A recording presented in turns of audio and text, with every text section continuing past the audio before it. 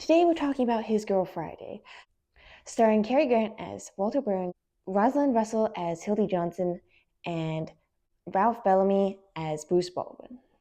Hildy Johnson, star reporter, has just divorced her editor, Walter Burns, and is now giving up her life as a reporter to marry insurance man Bruce Baldwin and settle down as a housewife in Albany.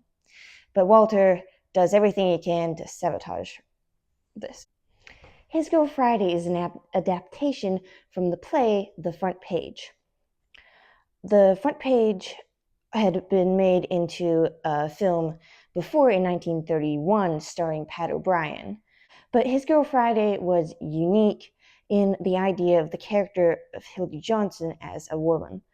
The director Howard Hawks had originally intended an exact remake of The Front Page, and Cary Grant was first cast as Hildy, and Walter Winchell, a famous radio commentator, was going to play Burns.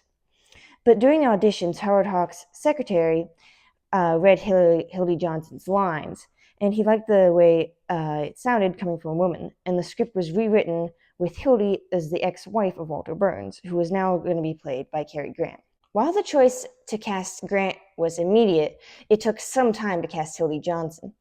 Hawks at first wanted Carole Lombard for the part, but the cost of hiring her was too expensive at the time. I'm quite a fan of Carole Lombard, but I honestly couldn't really see her in this part. Other actresses offered the role were Katharine Hepburn, Claudette Colbert, Margaret Sullivan, and Ginger Rogers. Also Irene Dunne and Jean Arthur, but they all turned it down. Dunne rejected the role because she thought the part was too small and needed expanded. Apparently, Jean Arthur was actually suspended by the studio for turning it down. Rosalind Russell was last choice and extremely upset whenever she found out the studio had attempted to cast so many other actresses first, before they were stuck with her. Filming began in September 1939, and the working title was The Bigger They Are. His Girl Friday is known for its rapid-fire repartee. They used overlapping dialogue to make conversations sound more realistic, having characters speak before others are finished talking. To get the effect he wanted, Hawks had the sound mixer on set to turn the various overhead microphones on and off as required for the scenes, as many as 35 times. It sounds kind of tedious. But multi-track sound recording wouldn't have been available until about 15 years later.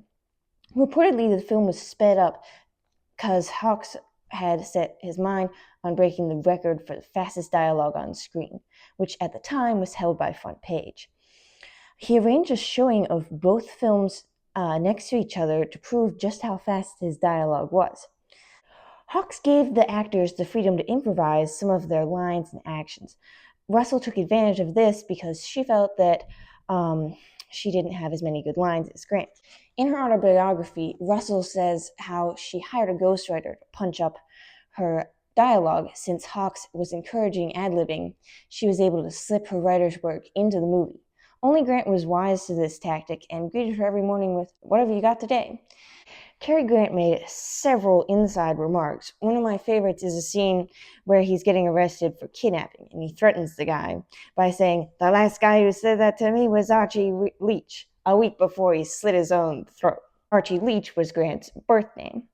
Another of my favorites is when his character is describing Bruce Baldwin to another character, and he says, "He looks like that actor fellow, Ralph Bellamy."